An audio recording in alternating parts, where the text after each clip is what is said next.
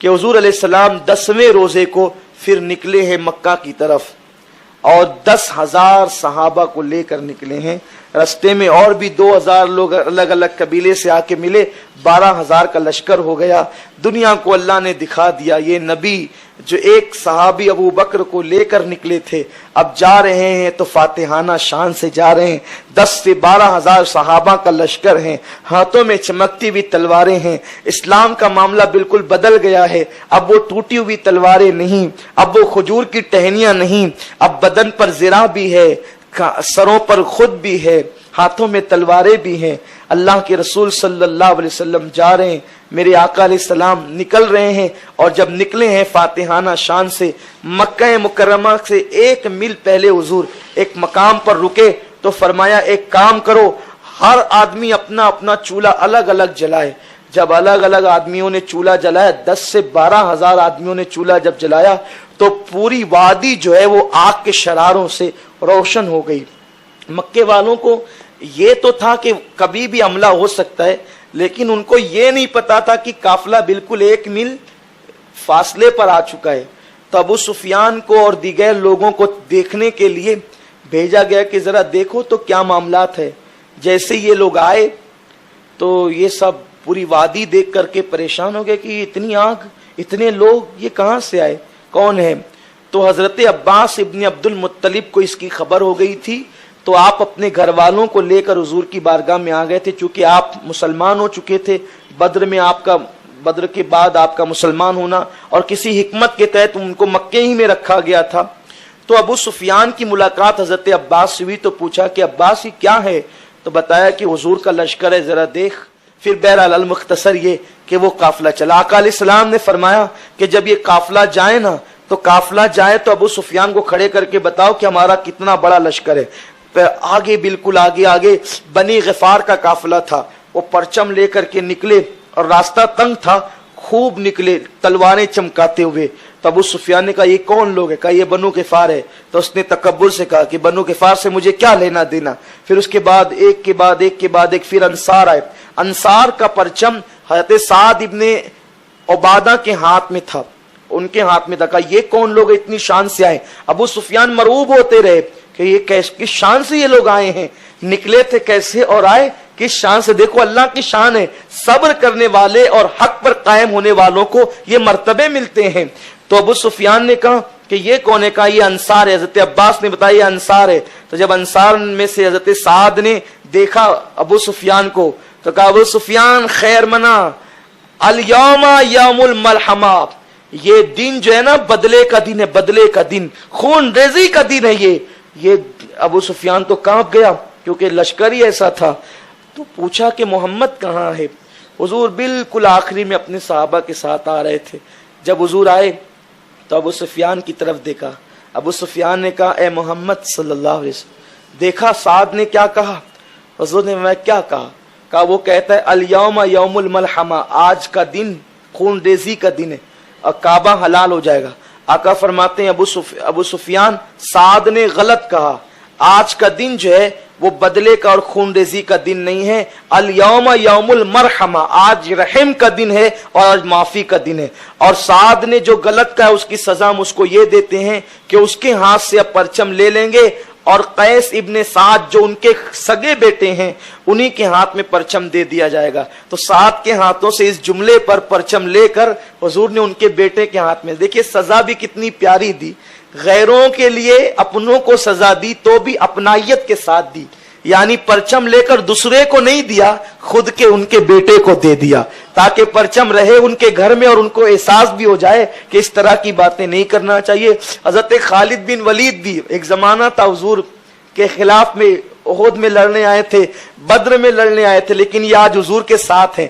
आगा फरमाते खालिद जवानों का लश्कर लो और जो है जो चढ़ाई का इलाका है ना उस तरफ से तुम आना, लेकिन तलवार नहीं उठाना खालिद, किसी पर तलवार नहीं उठाना, मेरी तरफ से तुम्हें हुक्म है, किसी को देखकर जज्बाती ना हो जाना। और फिर मेरे आका अलैहिस्सलाम ने ऐलान किया जो दरवाजा बंद कर ले उसको अमान है, जो हरम में आ जाए उसको अमान है, जो तलवार रख दे न लड़े उसको अमान है। तो हज़रत अब्बास ने कान में कहा हुजूर یہ ابو سفیان تھوڑا نام نہاد والا آدمی ہے, تھوڑا اس کو نام چاہیے حضور, تو ایک کام کریں اس کے بارے میں بھی کوئی جملہ کہہ دے تاکہ یہ خوش ہو جائے, جان کا دشمن ہے. لیکن حضرت عباس نے کہا اس کے لیے کچھ کہہ دیں, تو حضور نے فرمایا جو ابو سفیان کے گھر میں داخل ہو گیا اس کے لیے بھی امان ہے. ابو سفیان خوشی خوشی دوڑ کر نکلے اور اعلان کرنے لگے کہ دیکھو حضور نے اعلان کر دیا ہے جو میرے گھر میں آ گیا اس کو امان ہے. اور اس کے بعد میں ان کا لشکر دیکھ کر کے آ رہا ہوں, کوئی ان سے لڑے نہ, تم ان سے لڑ نہیں سکتے, تم ان سے جیت نہیں سکتے, بہت بڑا لشکر جرار وہ لے کر آ رہے ہیں. ابو سفیان کی بیوی ہندا نے موچیں پکڑ لی, کہا کہ میں تجھے قتل کروا دوں گی, تو بزدل ہو گیا ہے, لڑنے کی بات نہیں کرتا. سارے قبیلے کے لوگ آ گئے. ابو سفیان نے کہا میں دیکھ کر آ رہا ہوں, یہ لڑنے جھگڑنے کا وقت نہیں ہے. حضور نے امان کی بات کی, جو میرے گھر میں داخل ہو گیا امان. کہا تیرے گھر میں سب تو نہیں آ سکتے. کہا جو کعبے میں حرم میں گیا اس کو بھی امان. تو کہا سب حرم میں بھی نہیں آ سکتے. کہا جو دروازے بند کر دے اس کو بھی امان, جو تلواریں رکھ دے اس کو بھی امان. اس شان سے میرے نبی داخل ہوئے. لیکن آقا داخل ہوئے تو کسی نے مزاحمت مقابلہ نہیں کیا. 13 ان کے آدمی مرے, 3 مسلمان شہید ہوئے. اور اس کے بعد پھر میرا نبی جو ہے وہ کعبۃ اللہ شریف کے صحن میں آیا. آقا کریم آئے تو حضور علیہ السلام نے سب سے پہلے پوچھا گیا حضور آپ کہاں اتریں گے؟ تو آقا نے فرمایا میری بہن ام ہانی کے گھر میں اتروں گا. یہ مولا علی کی سگی بہن تھی جہاں سے حضور معراج پر گئے, تو انہی کے گھر اترے. میرے آقا نے سب سے پہلے غسل کیا. غسل کرنے کے بعد حضور کو بھوک لگی تھی. چونکہ رمضان شریف کا مہینہ تھا اور سفر میں روزہ ختم کر دیا گیا تھا, جہاد کے موقع پر روزہ چھوڑنے کی اجازت ہے. تو حضور نے غسل کیا. غسل کرنے کے بعد ام ہانی سے کہا ام ہانی مجھے بھوک لگی ہے, میری بہن تیرے گھر میں کچھ ہے؟ دیکھو یہ فاتح مکہ ہے, لوگ فاتح بنتے ہیں تو کھانے پینے کے سے پیٹ بھرے رہتے ہیں. یہ میرا اور آپ کا نبی ہے جو فاتح مکہ بن کر 12,000 کا لشکر لے کر آیا ہے, لیکن اس وقت ان کی جھولی میں کھانے کے لیے کچھ نہیں ہے. دوسروں کو کھلاتا ہے میرا نبی اور خود بھوکا رہتا ہے, یہ میرے نبی کی شان ہے. تو ام ہانی کہتی حضور اس وقت میرے گھر میں کچھ نہیں ہے, سوکھے ٹکڑے پڑے ہوئے ہیں اور مجھے شرم آتی ہے کہ میں آپ کے سامنے پیش کروں. اللہ اکبر, وہ دن تو کتنے فخر کا دن تھا, لیکن وہ میرا نبی ہے جس نے کہا ام ہانی جو تیرے گھر میں ہے وہی پیش کر دے. تو ام ہانی نے جو ہے وہ سوکھی روٹی دی. حدیث پاک میں آتا ہے وہ روٹی اتنی سخت تھی کہ حضور نے اپنے دانتوں سے اس کو نہ چبایا. تو میرے آقا نے اس کو پانی میں ڈال دی, اس کے ٹکڑے کر کے پانی میں ڈال دی. اور پانی میں ڈالنے کے بعد میرے نبی نے پھر فرمایا ام ہانی کوئی سالن نہیں ہے؟ تو ام ہانی نے نمک دیا, حضور اسی کو سالن بنا لے. پھر پوچھا کوئی سالن نہیں ہے؟ تو کہا حضور سرکہ ہے. تو کہا ٹھیک ہے سرکہ دے دو. حضور نے وہ روٹیاں پانی سے نکالی اور اسی پہ سرکہ ڈال کر حضور نے کھایا. یہ فاتح مکہ کی شان ہے. ورنہ دیکھ لیں آپ اللہ کے گھر کے فاتح کی یہ شان ہے, جانشین ابراہیم بانی کعبہ کی کہ جانشین کی یہ شان ہے. پھر اس کے بعد میرے رسول آئے, تشریف لائے, فرمایا کھولو کعبۃ اللہ شریف کا دروازہ کھولو. یہ وہی عثمان بن طلحہ ہے.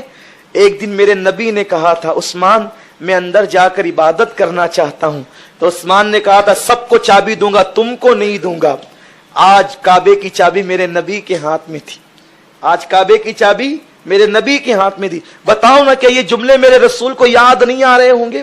سب کو دوں گا تمہیں نہیں دوں گا, بانی کعبہ کے سچے جانشین کو نہیں ملے گی, سارے گنڈوں کو, آوارہ کو, بت پرستوں کو ملے گی, مصطفیٰ جان رحمت کو نہیں ملے گی. آج وہ جملے حضور کو یاد آ رہے ہیں, لیکن حضور نے چابی لی, کعبے کا دروازہ کھلوایا, سارے بتوں کو نکالا, چھڑی سے گرایا. قل جاء الحق وزهق الباطل ان الباطل کان زہوقا. جو کعبے کی چھت پہ تھے, اللہ کے نبی نے مختصر ساری روایتیں نہیں لے رہا ہوں, علی مرتضیٰ کو کعبے پہ چڑھایا, علی مرتضیٰ کو اپنے کاندھے پہ چڑھایا اور کہا کہ بتوں کو توڑ دو. سارے بت توڑ دیے گئے, بتوں کو توڑ دیا گیا, نکال کے پھینک دیا گیا. آقا اندر تشریف لے گئے.